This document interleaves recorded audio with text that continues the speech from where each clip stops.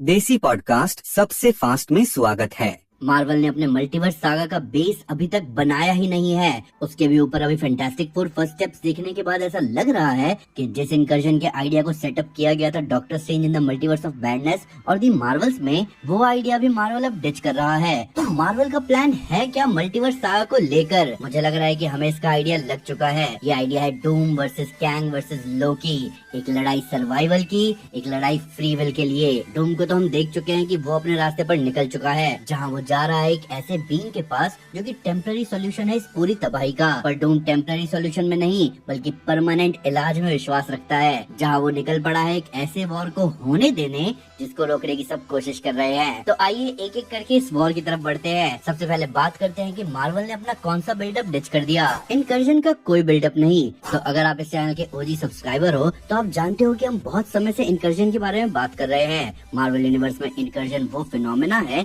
जिससे मल्टीवर्स अपने आप में कोलैप्स होकर पूरी तरह बर्बाद हो सकता है, जैसा कि हमने कॉमिक्स की एवेंजर्स, न्यू एवेंजर्स और time runs out story line में देखा था। हमने मार्वल सिनेमैटिक यूनिवर्स में इनकर्जन के बारे में सबसे पहले सुना doctor strange in the multiverse of madness में, जहां अर्थ 838 के रीड रिचर्ड्स ने बताया कि अर्थ 616 के डॉक्टर स्ट्रेंज के इस अर्थ 838 में आने की वजह से दोनों यूनिवर्सेस के बीच की बाउंड्रीज मिट रही थी, जिसकी वजह से वो दोनों आपस में कोलाइड कर सकते हैं, और यही है इनकर्जन। अब ये बहुत ही अच्छा एक्सप्लेनेशन था इनकर्जन का।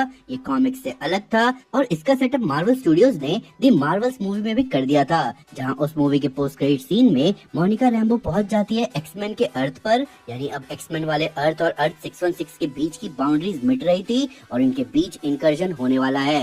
पर बात ये है कि इन दोनों मूवीज के अलावा मार्वल ने पूरे मल्टीवर्स सागा में इनकर्जन के बारे में फिर कहीं बात नहीं की। पर जब हम फैंस को पता चला कि फैंटास्टिक फोर फर्स्ट स्टेप्स के इवेंट्स एक अल्टरनेट अर्थ पर हो रहे हैं, जिसका नाम हमें मूवी देखकर पता चला कि अर्थ 828 है, तो हमें लगा कि एक परफेक्ट सेटअप है इनकर्जन के एक एग्जांपल को दिखाने का और एक रीजन देने का कि फैंटास्टिक फोर क्यों अर्थ 616 का पार्ट बनेंगे। और फैंटास्टिक फोर फर्स्ट स्टेप्स में इनकर्जन की कहीं बात नहीं हुई, यहाँ तक कि मिड और पोस्ट क्रेडिट सीन में भी नहीं। तो जिस कंसेप्ट को मार्वल सेटअप करना शुरू कर रहा था उसको मार्वल अपना डायरेक्ट एवेंजर्स डूम्सडे में ही हमें दिखाएगा। ये राइटिंग वाइज बहुत ज्यादा प्रेशर डाल रहा है एवेंजर्स डूम्सडे पर, क्योंकि ना ही सिर्फ अब उस मूवी को मल्टीवर्स का कोलैप्स एक्सप्लेन करना है, बल्कि हमें मल्टीवर्स सागा के सबसे बड़े विलन की स्टोरी भी बतानी है, जिसके साथ साथ अलग अलग यूनिवर्स के हीरोज इस प्रॉब्लम के बारे में भी जानेंगे।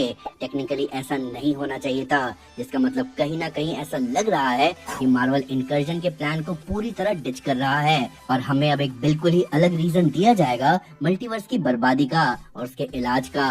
और शायद हमें आइडिया लग चुका है कि वो अलग रीजन क्या है। वो रीजन है फ्री विल। अब ये फ्री विल का क्या चक्कर है? वैसे देखा जाए तो सारा चक्कर फ्री विल का ही है। तो हम सब जानते हैं कि मल्टीवर्स सागा का बेस है लोकी सीरीज। लोकी सीरीज शुरू हुई थी लोकी के ये पता लगाने से कि भाई फ्री विल जैसी कोई चीज नहीं है इस मल्टीवर्स में। हर किसी की डेस्टिनी सेट कर रखी है ही हू रिमेन्स नाम के आदमी ने, और अगर कोई अपनी डेस्टिनी से हटा, जैसे लोकी निकल गया था टेसरेक्ट के साथ, तो उसकी टाइमलाइन को ही प्रून कर दिया गया। सिल्वी की टीवीए के खिलाफ पूरी लड़ाई ही इसी बारे में थी कि कैसे टीवीए ने उससे उसका सब कुछ छीना और वो किसी दूसरे के साथ ऐसा नहीं होने देना चाहती। तो लोकी का जब सामना हुआ ही हू रिमेन्स से, तो उसने उसके आगे यही प्रॉब्लम रखी कि अगर मल्टीवर्स जैसा है उसको वैसा छोड़ दिया गया तो मल्टीवर्सल वॉर होगा और सब बर्बाद हो जाएगा। इसीलिए उसने सीक्रेट टाइमलाइन बनाई ताकि उसके वेरिएंट्स पैदा ना हो और मल्टीवर्सल वॉर कभी ना हो। पर यहाँ आजादी कहाँ है? सब ही हू रिमेन्स के बनाए हुए रास्ते पर ही तो चल रहे हैं। तब सिल्वी ने कहा भाड़ में जाए सब, और उसने ही हू रिमेन्स को मार दिया और लोकी को मिली टाइम स्लिपिंग की पावर्स,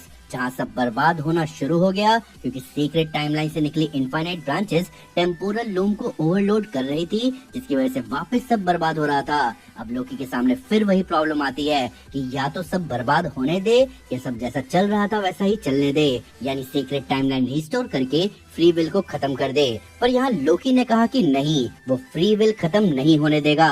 जहाँ लोकी जगह लेता है टेम्पोरल लूम की और फ्री विल रिस्टोर करके सर्कुलर सीक्रेट टाइमलाइन को एक ट्री की तरह ग्रो होने देता है। पर ये टेम्पररी सॉल्यूशन है क्योंकि मल्टीवर्सल वॉर का खतरा अभी भी सामने है, जिससे फिलहाल टीवीए डील करने की कोशिश कर रहा है। अब यही आता है डॉक्टर डूम, जो कि लेकर आएगा एक सॉल्यूशन। टाइम वेरिएंस अथॉरिटी यानी टीवीए लगा हुआ है मल्टीवर्सल वॉर को रोकने में, जहाँ वो ठिकाने लगा रहा है ही हू रिमेन्स के वेरिएंट्स को। पर डूम का सॉल्यूशन सिंपल है, मल्टीवर्सल वॉर होने दो। तो जैसा कि मैंने आपको अभी बताया कि लोकी फिलहाल टेम्पररी सॉल्यूशन है पूरी टाइमलाइन के फ्री विल के लिए। मल्टीवर्सल वॉर होना तय है और उसको रोकने का कोई तरीका ढूंढना होगा। अब डूम का कहना है कि भाई होने दो मल्टीवर्सल वॉर, लड़ने दो सभी कैंग वेरिएंट्स को आपस में और बर्बाद करने दो सब कुछ, ये उनका फ्री विल है। डूम तो यहाँ तक कहेगा कि इस बर्बादी को और फास्ट कर देना चाहिए, जिसके लिए वो निकल गया है सारे टूल्स जमा करने। जहाँ वो हमें फैंटास्टिक फोर फर्स्ट स्टेप्स के मिड क्रेडिट सीन में दिखा फ्रैंकलिन रिचर्ड्स के पास। अब फ्रैंकलिन रिचर्ड्स के पास पावर कॉस्मिक है और उसके साथ साथ यहाँ एक और फैक्टर जुड़ा है फ्रैंकलिन और कैंग के बीच। कैंग जिसका असली नाम है नेथेनियल रिचर्ड्स, वो डिसेंडेंट यानी वंशज है रीड रिचर्ड्स का, यानी वो जुड़ा है फ्रैंकलिन रिचर्ड्स से। तो अगर डूम हर यूनिवर्स के फ्रैंकलिन रिचर्ड्स को कैद कर ले तो वो कैंग के फ्यूचर को अल्टर कर सकता है। प्लस मल्टीपल फ्रैंकलिन रिचर्ड्स की पावर कॉस्मिक को एब्जॉर्ब करने के बाद डूम किसी गॉड से कम नहीं होगा। जहाँ वो मल्टीवर्स की बर्बादी को एक्सेलरेट करता हुआ मिलेगा डार्क होल्ड की नॉलेज वाले डॉक्टर स्ट्रेंज से और उसके साथ वो जाएगा लोकी के पास और उसे बताएगा अपना प्लान कि मल्टीवर्स जो बर्बाद होने के रास्ते पर है ही उसे बर्बाद होने दिया जाए, ताकि उस बर्बादी के अंत में जो बचेगा उसे बचाते हुए वो फिर से रीबिल्ड करेगा लाइफ को और बनाएगा वो दुनिया जहाँ फ्री विल है भी, पर इतने भी नहीं कि वो सबकी बर्बादी लेकर आए। अब आप कहोगे कि भाई फिर डूम और ही हू रिमेन्स से फर्क ही क्या रहा? तो फर्क तो बहुत बड़ा है। फर्क ये है कि जहाँ ही हू रिमेन्स की सीक्रेट टाइमलाइन में किसी के पास फ्री विल नहीं था, जो कोई भी अपने रास्ते से हटता उसको प्रून करके वॉइड में फेंक दिया जाता था अलायत का खाना बनने के लिए। वही डूम कह रहा है कि भाई जो हो रहा है होने दो और इस मल्टीवर्सल वॉर के बाद जो कुछ बचेगा उससे जो वो दुनिया बनाएगा वहाँ होगा फ्री विल और सब पर नजर रखेगा डूम। डॉक्टर डूम हमेशा से ही यही चाहता था, एक स्वर्ग, एक यूटोपिया जहाँ हर कोई खुश रहे पर वहाँ का राजा हो डूम। अब राजा बनने का मतलब है कि वो कुछ भी ऐसा नहीं होने देगा जिससे इस दुनिया की एग्जिस्टेंस पर खतरा आए। इस दुनिया का नाम है बैटल वर्ल्ड और यही है ग्राउंड वर्क सीक्रेट वॉर्स का।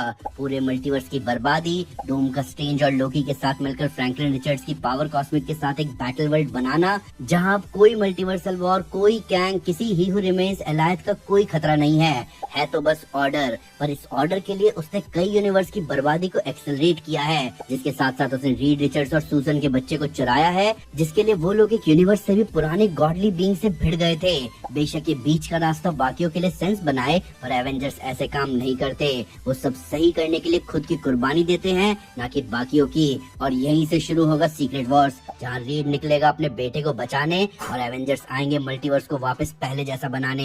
डूम का टेम्पररी सॉल्यूशन बेशक पार्शियल फ्री विल सबको दे रहा हो, पर सब है तो डूम के गुलाम ही, और गुलामी में कौन सी फ्री विल। तो ये थी लड़ाई अपने अपने तरीके की कि मल्टीवर्स को कैसे बचाया जाए। मैं सच बताऊं तो मैं चाहता था कि मार्वल एक पूरी मूवी लेकर आए जिसका पूरा फोकस हो इनकर्जन पर। आप इमेजिन करो एक अर्थ का दूसरे अर्थ से टकराना, ऐसे स्टेक्स कहाँ देखने को मिलते हैं मूवीज में। पर ये पार्शियल फ्री विल वाला रास्ता भी सही है, जहाँ डूम निकल चुका है थैनोस के रास्ते, जहाँ वो यूनिवर्स में नहीं मल्टीवर्स में बैलेंस लाने की कोशिश कर रहा है। पर आपका क्या कहना है इस नए प्लान के बारे में? क्या डूम सही में सबको बचाना चाहता है या वो स्ट्रेट अप इवल है? क्या लोकी के पास डूम का साथ देने के अलावा और कोई रास्ता नहीं होगा? और क्या डॉक्टर स्ट्रेंज कॉमिक्स की ही तरह डूम का साथ देंगे इन सब में? आइए कमेंट्स में इसके बारे में बात करें। वीडियो अच्छी लगे तो लाइक जरूर करें और चैनल को सब्सक्राइब करना ना भूलें। मिलते हैं दोस्तों अगली वीडियो में। चैनल को सब्सक्राइब करना मत भूलना।